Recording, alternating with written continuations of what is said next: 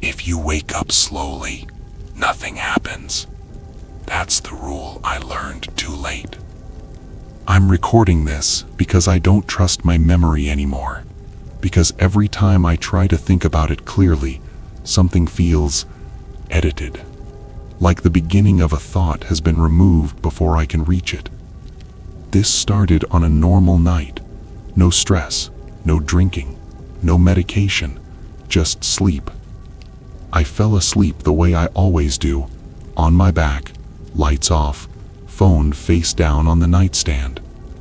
I remember checking the time, 2:41 a.m. The next thing I remember is waking up too fast.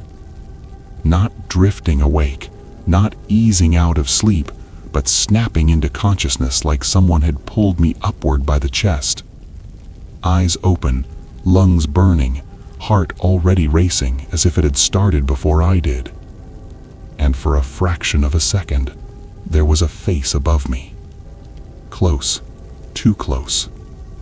Not standing at the foot of the bed, not in the corner, right over me, leaning down, filling my vision. I didn't scream, I didn't move, because the face wasn't wrong enough to panic over.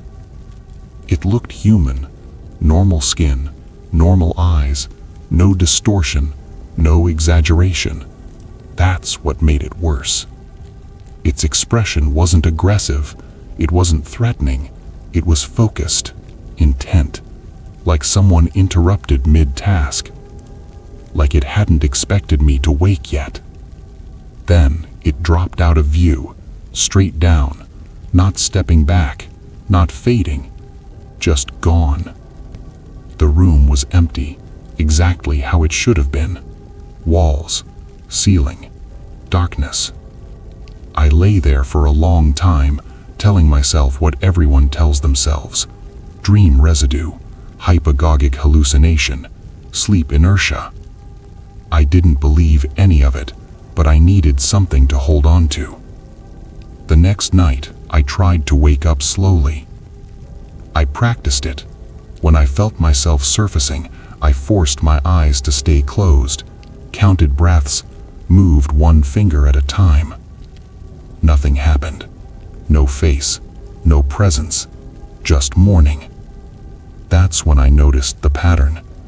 It wasn't about waking up, it was about how fast. The third night, I slipped. I woke suddenly again, and the face was back. Same position, same distance, same expression. But this time, it hesitated. Just long enough for me to register details. The way its eyes adjusted to the light, the way its mouth tightened slightly, like irritation, like I'd ruined its timing. Then it moved away, slower than before, as if it was being careful not to be seen leaving. That was when fear set in. Not panic, not screaming fear, something colder. Understanding. It wasn't appearing, it was retreating. Every morning. After that, I became careful, obsessive. I trained myself to wake gently, no matter what. And as long as I did, there was nothing. Days passed, then weeks, until one morning I woke slowly and still felt watched. Not from above, not from the corners, from very close, like someone had just stepped out of my space. I didn't open my eyes. I stayed perfectly still, pretending to sleep, breathing evenly, waiting. Nothing happened. But when I finally got up, I noticed something small. My pillow was warm. Not where my head had been, above it, like something had leaned there. I stopped sleeping on my back after that. It didn't help, because it wasn't about position. It was about timing. One night, exhaustion won. I fell asleep hard, deep, and I woke up instantly. Too fast. The face was already there. But this time, It didn't drop away. It blinked, adjusted its posture, like it had been caught mid-movement. Our eyes met, and I realized something that made my stomach turn.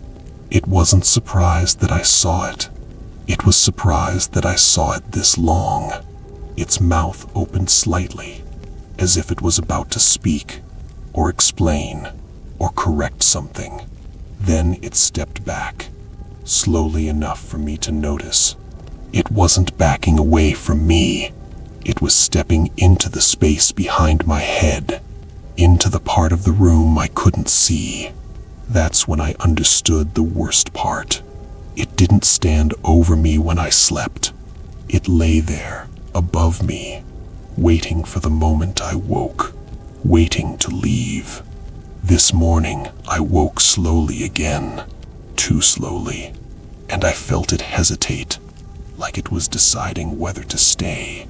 I didn't open my eyes, but I felt it smile, not happily, relieved, because it finally knew I can't control how fast I wake forever. And one morning, it won't have time to leave. The recording ends.